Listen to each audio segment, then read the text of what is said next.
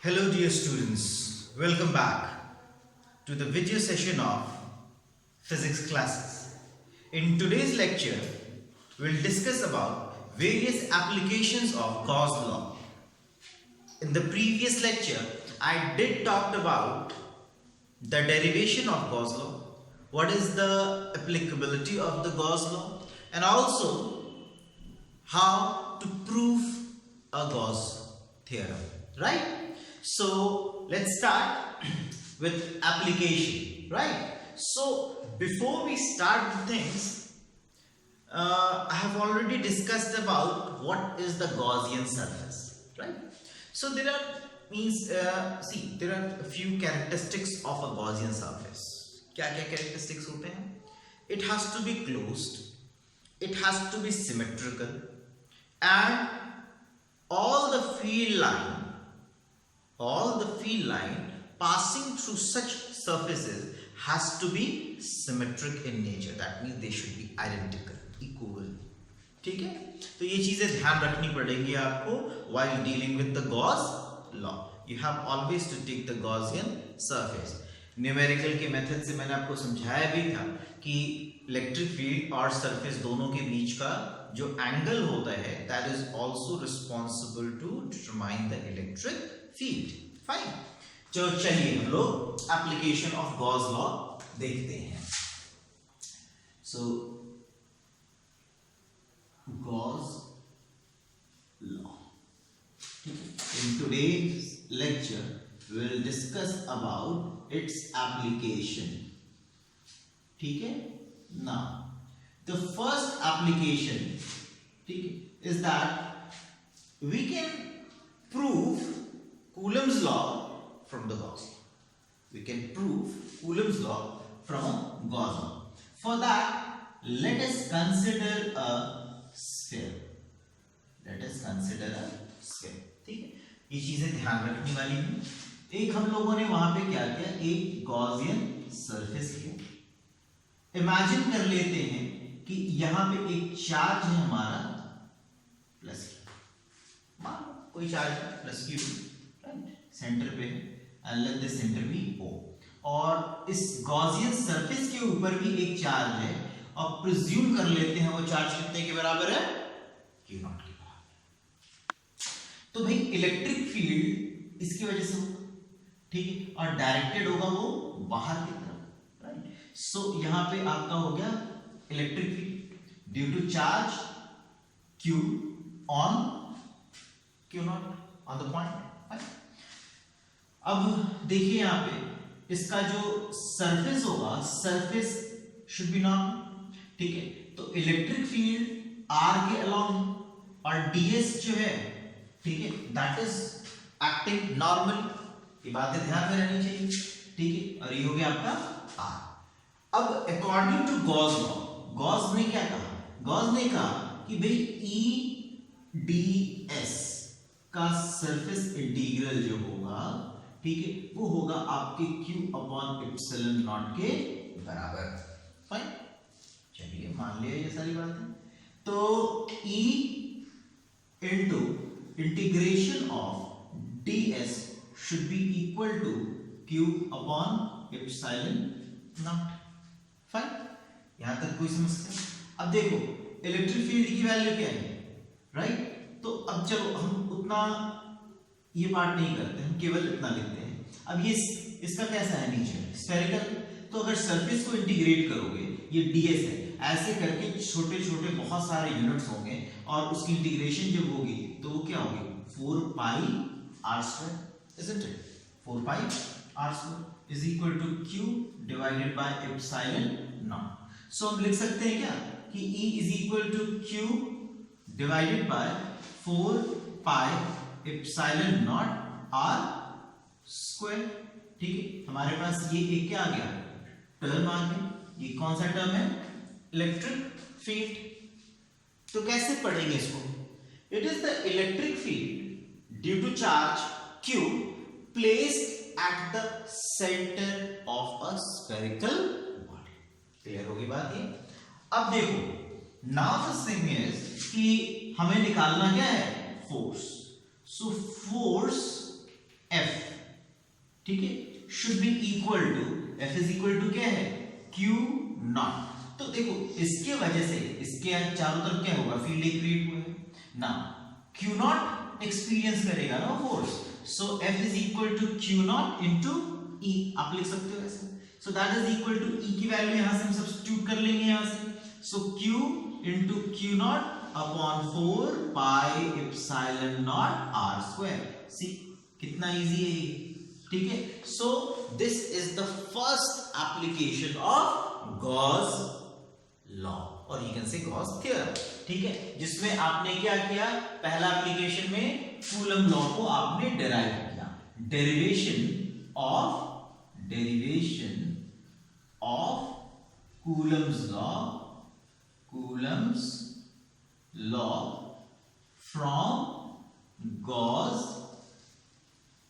Law. Fine, कोई दिक्कत इसमें ना।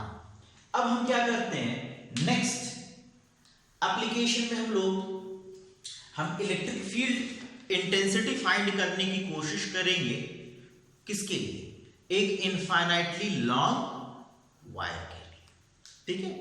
वायर जब भी हम ये बात करते हैं, it has to be symmetrical. मैंने गॉसियन सरफेस के बारे में उसकी कैरेक्टरिस्टिक्स बताई ना आपको कि it has to be closed, it has to be symmetrical, ये बात ध्यान में रखनी चाहिए, ठीक है, राइट। सो इसको हटा देते हैं यहां से। Now application number 2,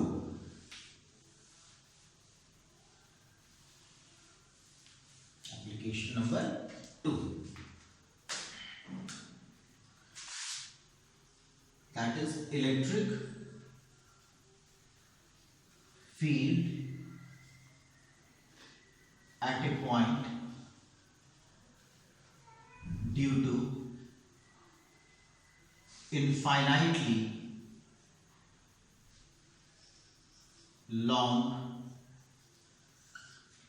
straight symmetric wire, symmetrical wire, ठीक है। तो अब ये वायर कैसा होना चाहिए, सिमेट्रिकल तो हमने लिख दिया, क्या किसी भी वायर में हो जाएगा, नहीं, तो it has to be charged. कैसा वायर है, चार्ज वायर। तुम लोग बना लेते पहले एक चार्जर। ये हमने एक वायर ली और इसको हम लोगों ने, अब देखो एक चीज ध्यान रखना, क्या होता है कि अक्सर हम लोग यूज कर लेते हैं पॉजिटिव चार्ज को ही डिस्ट्रीब्यूट कर देते हैं, ठीक है। फर्क केवल इतनी सी बात की होती है कि अगर आप पॉजिटिव चार्ज ले रहे हो तो it should be radially outward, और अगर नेगेटिव चार्ज ले रहे हो तो it should be radially inward. Direction electric field का रेडियली आउटवर्ड, रेडियली इनवर्ड, बस यही चीजें ध्यान रखनी है, ठीक है। तो इससे ज्यादा फर्क नहीं पड़ता। अब देखो यहाँ पे ये पॉजिटिव चार्ज है, तो भाई इलेक्ट्रिक, अब इसके चारों तरफ एक हमारा लोकस बनेगा, तो लोकस वो कैसा होगा, अब ये समझो आप यहाँ पे ये एक पॉजिटिव चार्ज था, ठीक है, इस पॉइंट पे, तो एक उसका फील्ड ऐसा बना होगा, एक फील्ड ऐसा बना होगा, एक फील्ड ऐसा, यूं यूं यूं यूं ऐसा करके इलेक्ट्रिक फील्ड बना होगा। हर पॉइंट पे ये ऐसा ही बनता गया होगा, isn't it? तो ये हर पॉइंट पे ऐसा ही बनता गया। अब हम लोग इसको फाइन, तो इलेक्ट्रिक फील्ड लाइन हम इनफाइनाइट, ठीक है, इसके थ्रू जाता हुआ बहुत सारा इलेक्ट्रिक फील्ड लाइन हम लोग दिखा सकते हैं, ठीक है। यहां से भी निकल रहा होगा तो ये ऐसे चला जाएगा, यूं चला जाएगा, यूं चला जाएगा, तो बहुत सारे इलेक्ट्रिक फील्ड लाइन। अभी सिलेंडर है, वही देखो इधर से भी निकल रहा होगा, इधर से भी निकल रहा होगा, इधर से भी निकल रहा होगा, इधर से। ये वायर है, अगर इसको हम लोग अगर लोकस देखेंगे तो ये कैसा बन पाएगा, सिलिंड्रिकल बन पाएगा। तो भाई इसके 3 सरफेसेस हम देखते हैं, यहाँ पे हमारे पास 3 सरफेसेस बने, ठीक है। कौन कौन से 3 सरफेस बने, तो एक हमारा बनता है यहाँ पे, इस वाले पॉइंट को लेते हैं, ठीक है। तो इसमें हम लोगों ने कंसीडर कर लिया, let this to be DS1, ठीक है। सरफेस एरिया हमने एरिया वेक्टर ले लिया, यहाँ पे एक कंपोनेंट हमने लिया एरिया वेक्टर का, और ये लिया DS2, ठीक। और इस जगह पे भी एक एरिया वेक्टर हमने लिया और हमने उसको ले लिया DS3। तो देखो खास बात क्या है, ये हर एक को नॉर्मली भी है सरफेस पे इसकी डायरेक्शन, राइट। तो इलेक्ट्रिक फील्ड हमारी क्या है, यू है, और इलेक्ट्रिक फील्ड और सरफेस के बीच में यहाँ पे एंगल क्या होगा, 90। यहाँ पे इलेक्ट्रिक फील्ड और सरफेस के बीच में एंगल क्या है, 90। यहाँ पे इलेक्ट्रिक फील्ड जिस डायरेक्शन में है उसी डायरेक्शन में आपका इलेक्ट्रिक फील्ड है, तो एंगल क्या होगा, 0 डिग्री। अब हम क्या कर सकते हैं, हम ये लिख सकते हैं ना कि phi is equal to E d s is equal to q upon epsilon naught. ठीक, हम इतने पार्ट को देखते हैं क्योंकि हमें फाइंड क्या करना है, इलेक्ट्रिक फील्ड फाइंड करनी, फ्लक्स फाइंड करना होता तो ये रिलेशन लेते हैं। ठीक है, फाइंड करनी क्या है, इलेक्ट्रिक फील्ड। सो ई, भाई सरफेस इंटीग्रल है ना, तो जितने भी सरफेस है सबको इंटीग्रेट करना पड़ेगा आपको। तो आप क्या लिखोगे, ई डी एस, इसको लिख सकते हो E into d s 1 plus E into d s 2 plus E into d s 3 is equal to q upon epsilon naught. ऐसा गॉस ने कहा। ठीक, चलिए तो बात यहां पे समझो, तो यहां पे क्या बनेगा, E into d s 1 cos 90 degree, क्योंकि भाई इलेक्ट्रिक फील्ड और एरिया वेक्टर दोनों के बीच का एंगल क्या है, 90 डिग्री। यहां पे भी क्या होगा, E d s 2 into cos 90 degree, और थर्ड वाले पे क्या होगा, E into d s 3 cos 0 degree, and that is equal to q upon epsilon naught. ठीक, ये दोनों टर्म तो आपके 0 हो गए, बच गया केवल आपके पास ये। सो e इंटू, ठीक है, ds का इंटीग्रल आप ले लोगे हम यहाँ पे, तो ds 3 that is equal to q upon epsilon naught. तो अब बताओ ये वाला जो सरफेस है वो कैसा है, अगर पूरे इंटीग्रेट कर ले इस सरफेस को तो कैसा मिलेगा आपको। ठीक है, आपको मिलेगा ये, बताओ कैसा मिलेगा, ये मिलेगा आपको एक कर्व सरफेस एरिया के जैसा। तो कर्व सरफेस एरिया इसका क्या होगा, E into 2 pi r into what, h। तो हाइट होती है, तो हाइट की जगह पे हम इसको क्या ले लेते हैं, लेंथ ले लेते हैं, तो let it be l and that is equal to q upon epsilon naught. ठीक, अब बात समझो, मैंने आप लोगों को बहुत पहले कॉन्टिन्यूअस चार्ज डिस्ट्रीब्यूशन के बारे में बताया हुआ है। तो कॉन्टिन्यूअस चार्ज डिस्ट्रीब्यूशन अगर लीनियर है तो lambda is equal to q upon l होगा। So q is equal to lambda into l लिख सकते हैं, क्योंकि भाई ये लेंथ है ना, तो क्यू की जगह पे हम इसको लिखा जा सकता है lambda into l divided by epsilon not, और E into 2 pi r l। ना l गॉट कैंसिल, तो हम क्या लिख सकते हैं, E is equal to lambda divided by 2 pi r epsilon not, या फिर एप्सिलॉन नॉट r लिख लो, epsilon not r। So this is the relation of the electric field at any point, ठीक है, around a long straight charged wire, ठीक है, which is symmetric in nature। Clear होगी बात, कोई दिक्कत यहां तक ना। ये हो गए दो आपके एप्लीकेशन। अब तीसरे एप्लीकेशन में हम लोग एक प्लेन शीट के बारे में बात करेंगे। फाइन, ठीक है, हटा देता हूं इसको। अब एप्लीकेशन नंबर हम लोग थर्ड देखते हैं। फाइन, चलिए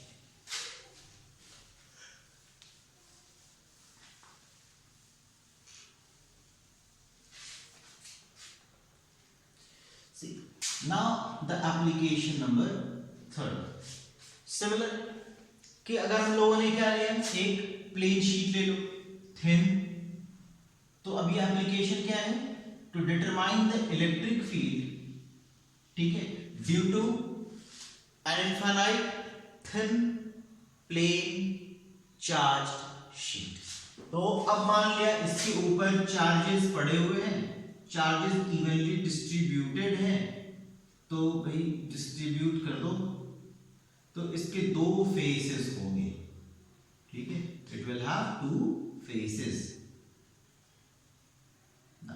लेट अस कंसीडर, अगर सपोज करो मेरे पास एक फेस ऐसा है, ठीक है, ये पाम मेरे देखो, एक तरफ ये पॉजिटिव चार्ज है तो दूसरी तरफ भी पॉजिटिव चार्ज है, just like a paper sheet, right. तो पेपर शीट के तौर पे है, तो अगर मैं इसके ऊपर चार्ज दूंगा तो दोनों तरफ चार्जेस होंगे। तो भाई इक्वल जो चार्जेस हैं, पॉजिटिव इस साइड भी है और इसके पीछे वाले साइड पे भी, तो यहां से भी वो रेडियली आउटवर्ड जा रहा होगा, वहां से भी रेडियली वो आउटवर्ड जा रहा होगा। तो भाई मैं एक इस सरफेस के ऊपर एक गॉसियन सरफेस चाहता हूं, तो मैंने एक गॉसियन सरफेस ले लिया, क्लोज लूप चाहिए ना मुझे ये गॉसियन सरफेस का। चलो भाई गॉसियन सरफेस का ये क्लोज लूप ले लिया मैंने, ठीक है। अब देखो, तो जब मैं इसका यहां से लोकस देखता हूं तो ये इसका क्या है, सरफेस है, और ये पीछे का हिस्सा है, ठीक है, ये पीछे का हिस्सा है, फाइन। तो ये आ गया ऐसा, इसके दो दो सरफेसेस हो, ठीक है, कोई दिक्कत यहां पे। अब आप समझो, यहां पे एक सरफेस एरिया है, ठीक है, ये एक है DS1, और एक ये वाला एरिया है, ये भी होगा क्या, DS2। देखो दोनों साइड से इलेक्ट्रिक फील्ड निकल रहा है, क्योंकि पॉजिटिव है तो it will B radially outward, यहां पे भी है और यहां पे भी रेडियली आउटवर्ड है, तो दोनों के डायरेक्शन क्या है, सेम। तो नेट इलेक्ट्रिक फील्ड अगर हमें फाइंड करनी हो तो हम कैसे निकालेंगे, so E should be equal to, ठीक है, E ds should be equal, हम क्या लिखेंगे गॉस लॉ के अकॉर्डिंगली हम लिखेंगे ना E ds सरफेस इंटीग्रल, ठीक है, is equal to q upon epsilon naught. तो लिख सकते हो ना कि twice of E ds is equal to q upon epsilon naught integral, fine. तो अब देखो भाई यहां पे twice of electric, so 2E into ds की इंटीग्रेशन क्या होगी, मान लेते एरिया के बराबर है, चलो एरिया ले लो आप, इसको a से कंसीडर कर लो, q। अब ये कैसा है, सरफेस चार्ज डिस्ट्रीब्यूशन है ना, लीनियर चार्ज डिस्ट्रीब्यूशन तो है नहीं, तो सरफेस चार्ज डिस्ट्रीब्यूशन क्या होगा, सिग्मा, ठीक है, sigma divided by area, so sigma is equal to q divided by area, so q can be written as sigma into area. अब हम इसको यहां पे सब्स्टिट्यूट कर देते हैं, so sigma into a divided by epsilon naught, so a क्या हो गया, कैंसिल हो गया।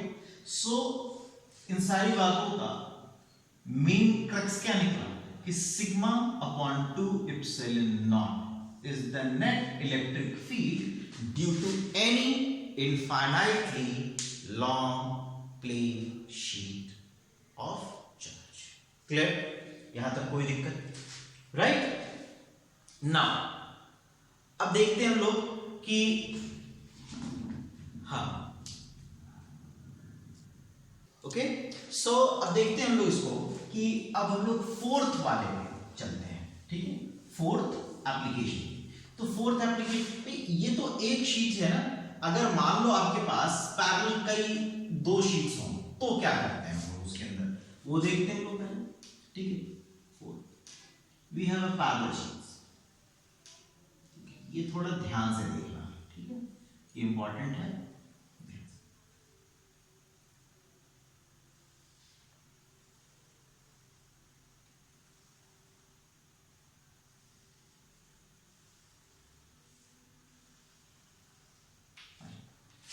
ये हमारे पास दो पैरेलल शीट्स हैं, दोनों के ऊपर हमने मान लिया पॉजिटिव चार्ज है, पहले बस कंसीडर कर रहे हैं, मान लो, ठीक है, ध्यान रखना इस बात का। पैरेलल शीट्स हैं,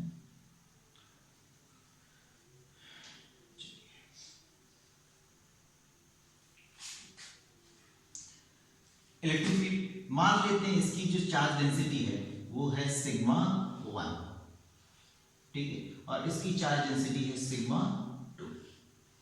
we have sigma 1 and sigma 2। भाई ये प्लेट नंबर 1 और प्लेट नंबर 2 नाम से पता चल रहा है, तो इसकी जो इलेक्ट्रिक फील्ड होगी वो इवन इधर भी होगी और इवन इस साइड पे लग रही होगी, दोनों साइड पे इवन लग रही होगी, कोई दिक्कत इसके अंदर नहीं, ठीक है। सॉरी यहाँ पे 2 होगा ना, यहाँ पे इलेक्ट्रिक फील्ड 2 है तो इसको 2 से नाम कर दो, कोई बात नहीं, ठीक है। अब यहाँ पे इलेक्ट्रिक फील्ड 1 लग रहा होगा तो ये भी इसी साइड पे होगा और ये भी इसी साइड पे होगा, कोई दिक्कत। अब समझो यहाँ पे इलेक्ट्रिक फील्ड होगी, तो भाई ये जो इलेक्ट्रिक फील्ड आ रही है वो इस साइड भी तो जाएगी फील्ड लाइन, और ये जो इधर से निकल रहा है इलेक्ट्रिक फील्ड वो इधर भी जाएगा, राइट। तो अगर हम इस पे देखो ऑलरेडी हम लोगों ने प्लेन शीट का निकाल रखा है, ठीक है, ये बहुत इजी है, बस ध्यान देने वाली बात है। यहाँ पे अब नेट इलेक्ट्रिक फील्ड जो होगा वो कितने के बराबर होगा भाई, E1 प्लस E2, क्योंकि दोनों सेम डायरेक्शन में है। यहाँ पे 3 फेजेस मान लेते हैं, ये फेज नंबर 1 है, ये फेज रीजन नंबर 2 है, और ये रीजन नंबर 3 है। तो 3 रीजन के टर्म्स पे हम लोग इसको देख लेते हैं। So E is equal to E1 plus E2, भाई चलो ठीक है। यहाँ पे भी वही होगा, E is equal to E1 plus E2, right, और यहाँ पे भी वही है, E is equal to E1 plus E2।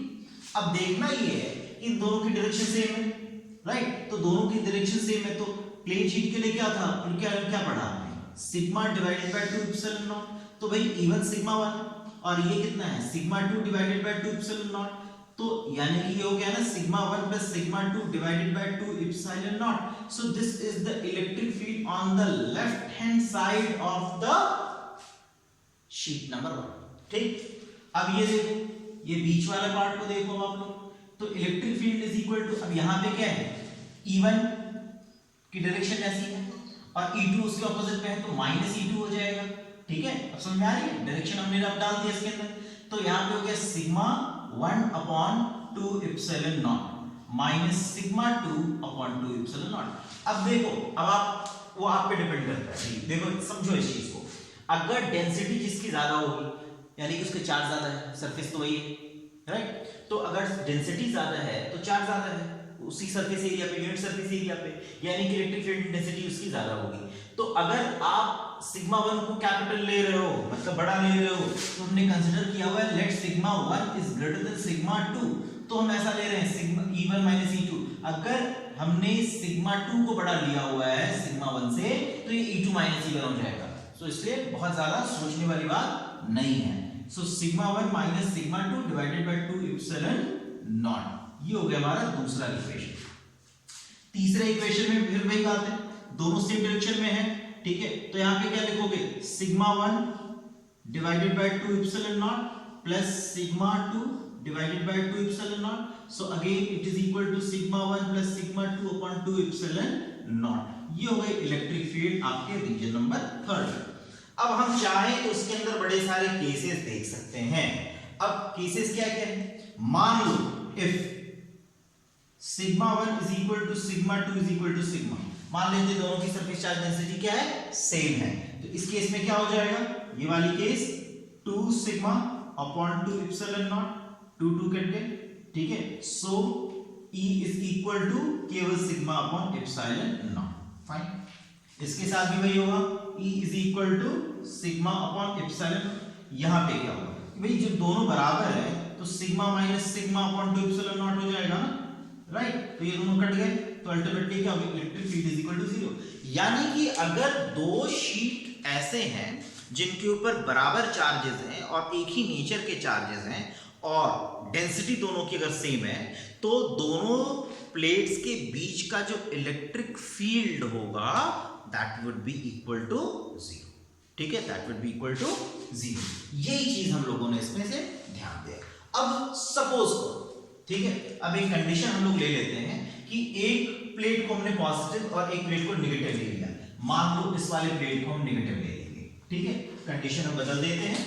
So will take negative plate, so negative plate है तो इसको मैं थोड़ा सा डिफरेंटली देख लेता हूं, ठीक है, ये ग्रीन से मैं इसको बता देता हूं, ठीक। तो अब देखो समझो क्या हो रहा है, पॉजिटिव निकल रहा है, ये E2 है, तो E2 की डायरेक्शन ये बदल जाएगी, तो E2 की डायरेक्शन जब बदलेगी तो ये इसके तरफ है भाई, यहां पे भी E2 का डायरेक्शन क्या होगा, बदल जाएगा, बाकी E1 वैसे ही चल रहा है। अब देखो क्या क्या होगा, यहां पे E2 की डायरेक्शन यहां पे भी ऑपोजिट करनी पड़ेगी आपको, ठीक है भाई, E2 की तरफ डायरेक्टेड होगा ना फील्ड लाइन, तो आप बाहर जाके तो बता नहीं सकते क्योंकि वो नेगेटिव है, तो नेगेटिव चार्जेस के लिए क्या होता है, फील्ड लाइन रेडियली इनवर्ट होते हैं, फाइन। तो अब यहाँ पे देखो ये सारा खेल जो है बदल जाएगा, अब ये ऑपोजिट है तो ये प्लस क्या हो जाएगा, माइनस, देख रहे हो, मैं बस ग्रीन से हटा रहा हूं ताकि आपको पता चल जाए कि क्या किया गया यहाँ। अब ये देखो यहाँ पे दोनों सेम डायरेक्शन में आ गए, ठीक है, तो ये जो माइनस वाला कंसेप्ट था ये खत्म हो गया, ये हो गया प्लस, देख रहे हो, राइट। फिर यहाँ पे क्या ऑपोजिट डायरेक्शन में, तो ये सब क्या हो जाएंगे माइनस, देख रहे हो, फाइन। सो बहुत इजी है, राइट। अब देखो जब ऐसा हो गया और दोनों की डेंसिटी हमने सेम ले ली, अब क्या होगा, तो भाई ये इक्वल टू 0 हो जाएगा, ये भी इक्वल टू, अब इस केस में क्या हो जाएगा 0 हो जाएगा, लेकिन इस केस में क्या हो गया, it will be equal to sigma upon epsilon not.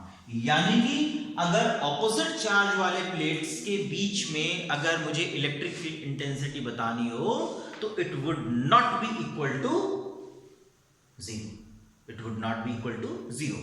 और अगर सेम चार्जेस वाले प्लेट्स होंगे तो it will be equal to 0।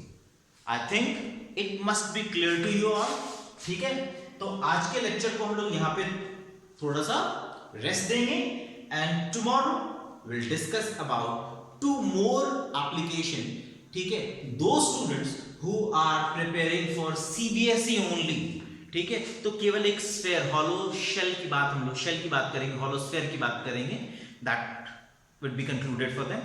लेकिन अगर आप लोग कॉम्पिटिटिव एग्जाम्स के लिए तैयारी कर रहे हो, ठीक है, सो आप कंडक्टिंग स्फेयर के लिए भी करेंगे हम लोग, ठीक है। So that will be an extra part जो कि मैं कल डिस्कस दोनों को करूंगा।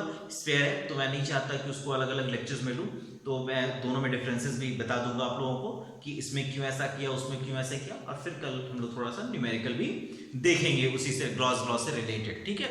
सो by then I will request you all to watch the video properly and try to make your own notes. Everybody has their own comfort zone, उसके accordingly उनको अपना नोट्स तैयार करना चाहिए, ठीक है। और हमेशा जो की पॉइंट्स होते हैं, ठीक है, nothing can be substitute, book can not be substituted by anything, do remember this thing. Every lecture whatever it is, but book की जो इंपॉर्टेंस है वो आप हटा नहीं सकते, ठीक है। मैं क्या समझ रहा हूं बुक से वो अलग बात है, आप क्या समझ रहे हो बुक से अलग बात है। कंफ्यूजन है, you can ask, you are free to ask any time, ठीक है। There is email ID in the description box. Feel free to write anything, or you can even write in the comment box. It will be my pleasure to answer the questions. Thank you for watching.